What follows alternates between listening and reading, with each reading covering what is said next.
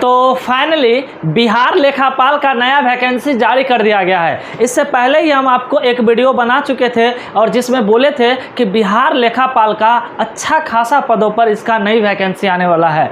तो फाइनली आपको बता दें कि बिहार लेखापाल के लिए जो है सहायक भर्ती 2024 इसके लिए ऑफिशियली नोटिफिकेशन जारी कर दिया गया है और ये आपको बिहार में रहने वाला है ये जॉब। अगर आपका इसमें सिलेक्शन होता है तो आपको बिहार में काम करने का मौका मिलेगा। ठीक है, तो आइए हम समझते हैं इस वैकेंसी के बारे में कि इसमें आपको कितना फॉर्म फी लग सकता है, कब से कब तक अप्लाई कर सकते हैं और इसमें आपका सिलेक्शन कैसे होने वाला है और जब आपका सिलेक्शन हो जाएगा तो इसमें कितना वेतन आपको दिया जाएगा, उन सभी बिंदुओं पे चर्चा करेंगे। लेकिन उससे पहले जो भी नए कैंडिडेट हमारे चैनल पे आए हैं तो जल्दी से चैनल को सब्सक्राइब कर बेल आइकन का घंटी होगा उसे दबा दीजिए ताकि हम कोई भी वीडियो डालें तो उसका नोटिफिकेशन आपको मिलता रहे। तो ज़्यादा समय ना लेते अपने टॉपिक को स्टार्ट करते हैं।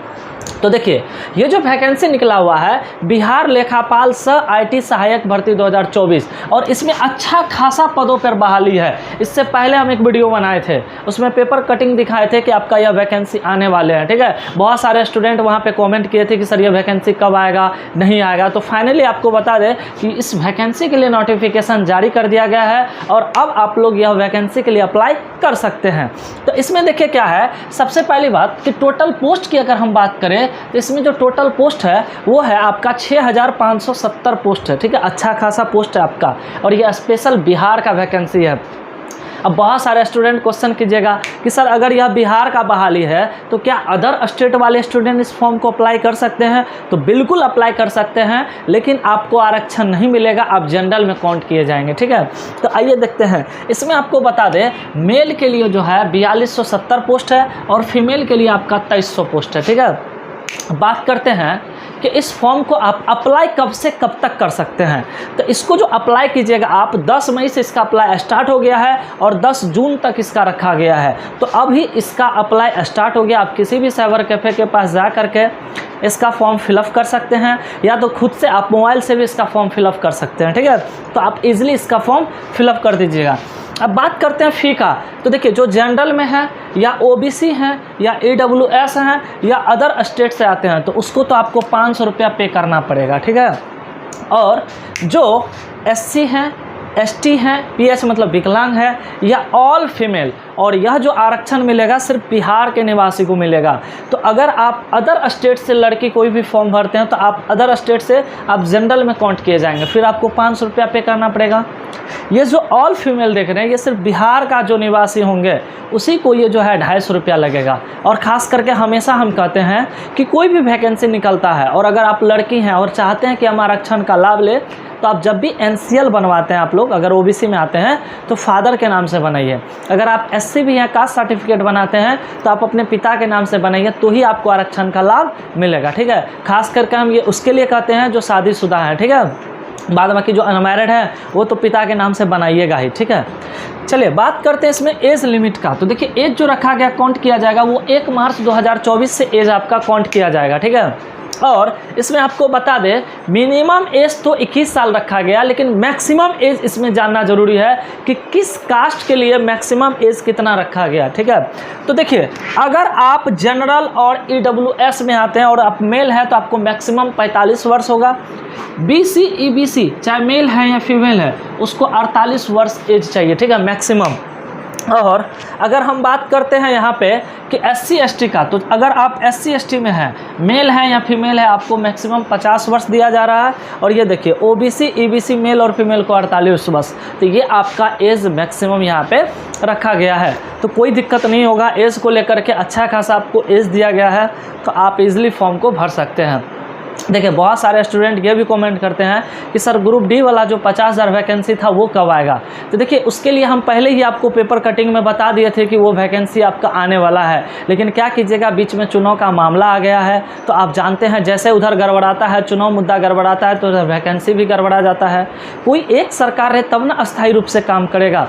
इसी कारण से जब सरकार गड़बड़ाती है तो आपका जो आने वाला वैकेंसी है ना उस पर भी इसका प्रभाव पड़ता है। ठीक है, अब देखिए बिहार एसएससी का कब फॉर्म निकला, 1 महीना फॉर्म भराए में लगा दिया, 2 महीना बताइए उसको सुधार करवाने में लगा दिया। अब फिर से डेट दिया है कि जो अभी तक फाइनल सबमिट नहीं किए हैं वो जाके फाइनल सबमिट कर लीजिए।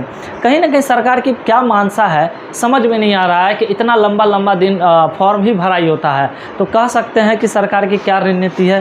खैर आपका काम है तैयारी करना, वो सरकार के काम उस पर छोड़ दीजिए। बस आप अपना तैयारी को जारी रखिए, ताकि देखिए सेंट्रल गवर्नमेंट में भी अच्छा खासा वैकेंसी निकल रहा है और निकल भी गया है, और बिहार में भी आपका और भी अपकमिंग वैकेंसी आने वाला है। तो अगर आप इस चैनल को सब्सक्राइब कर लीजिएगा तो हम कोई भी वैकेंसी आएगा तो उसकी जानकारी इस चैनल के माध्यम से प्रोवाइड करवा देंगे।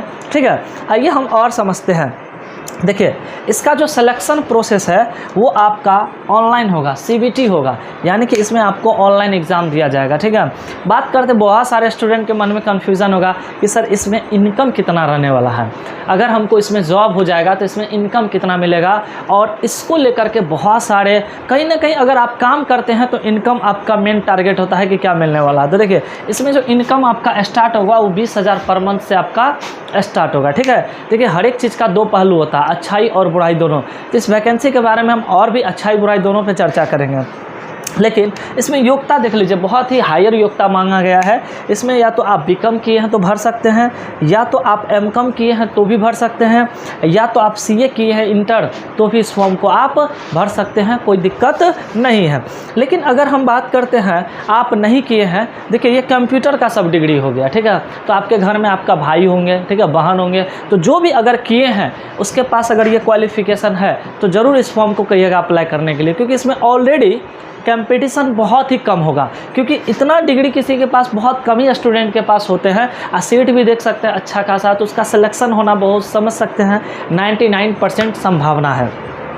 देखिए और अब इसमें देखिए डिसएडवांटेज क्या है वो भी बता रहे हैं। ये जो जॉब है ना ये संविदा पर है, ठीक है, कॉन्ट्रैक्ट बेसिस जॉब है। लेकिन आपको पता है कि बिहार में बहुत सारे ऐसे जॉब हैं जो कॉन्ट्रैक्ट बेसिस से निकलते हैं, लेकिन लास्ट में उसको परमानेंट कर दिया जाता है, उसको 60 साल तक किया जाता है। इसीलिए अगर यह संविदा पर भी है तो आप लोग को टेंशन लेने वाली बात नहीं है। अगर आपका सिलेक्शन होगा तो वो नहीं हटाएंगे, क्योंकि अभी जो है आपका ये 36 महीना यानी कि 3 साल के लिए जॉब आपको करना है। ठीक है, फिर आप जैसे अच्छा काम कीजिएगा तो फिर आपका इसको बढ़ा दिया जाएगा। लेकिन ज़्यादातर केस में हम देखते हैं जब भी कोई कॉन्ट्रैक्ट बेसिस वैकेंसी निकलता है तो उसको बढ़ा करके ना आगे कर दिया जाता है। इसलिए टेंशन लेने वाली बात नहीं है, आपका ये जो है ना बढ़ जाएगा, उसके लिए कोई दिक्कत वाली बात नहीं है। अब बात करते हैं इसका सिलेक्शन प्रोसेस का क्या होने वाला है। तो देखिए 50% तो आपका डिग्री का नंबर जुड़ेगा, जो आपके पास क्वालिफिकेशन है, जो योग्यता मांगा गया है वहाँ से 50% लिया जाएगा, और आप जो CBT एग्ज़ाम दीजिएगा वहाँ से भी आपका 50% लिया जाएगा, और फिर तब जा कर के आपका मेरिट लिस्ट तैयार होगा। तो ये था इस वैकेंसी के बारे में जानकारी। और अगर आप चाहते हैं कि सर इसका ऑफिशियल वेबसाइट बताइए कहाँ से, तो या तो आप सरकारी रिजल्ट सर्च मार लीजिएगा या सरकारी एग्ज़ाम सर्च मार लीजिएगा, और वहाँ से जाइएगा जॉब न्यू जॉब सेक्शन वाला में, वहाँ पे आपको लेखापाल का मिल जाएगा, तो आप आसानी से ढूंढ सकते हैं। अदरवाइज़ आप कभी भी साइबर कैफे चले जाइए या खुद मोबाइल से भी आप इस फॉर्म को फिलअप कर सकते हैं। तो आज की जानकारी को हम यहीं रहने देते हैं। अगर आप सभी को यह वीडियो अच्छा लगे तो प्लीज़ वीडियो को लाइक कर दीजिएगा, और हमारे चैनल पे अगर आप पहली बार आए हैं तो चैनल को सब्सक्राइब कर बेल आइकन का घंटियों को से दबा दीजिए, ताकि इस चैनल के माध्यम से आपको कोई भी न्यू वैकेंसी आए, चाहे वो बिहार में हो या सेंट्रल गवर्नमेंट का हो, उसकी जानकारी आपको मिलता रहे। तो आज के लिए बस इतना ही, फिर नेक्स्ट वीडियो मिलेंगे। तब तक के लिए thank you so much. Radhe Radhe.